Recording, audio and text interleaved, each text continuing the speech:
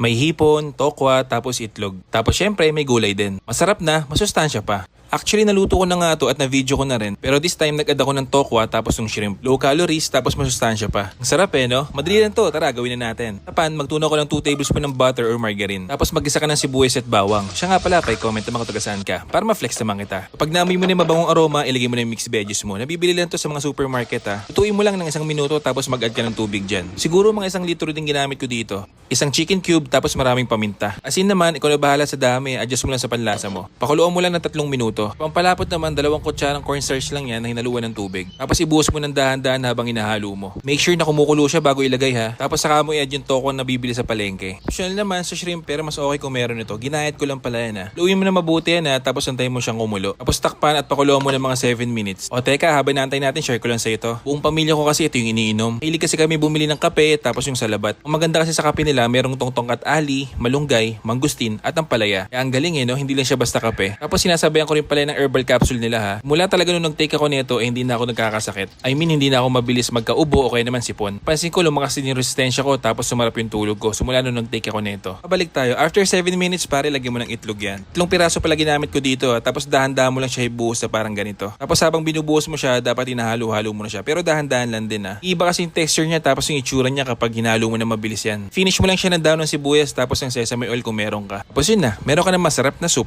Tignan mo naman. Bagay na bagay sa taglamig no? Siyempre may comment na naman dyan. Sasabihin na naman nila, bibili lang ako sa may 7-Eleven, mas madali pa yon. Eme! O siya, kung gusto mo naman ganitong video, i-follow mo ko. Sampalok. Represent.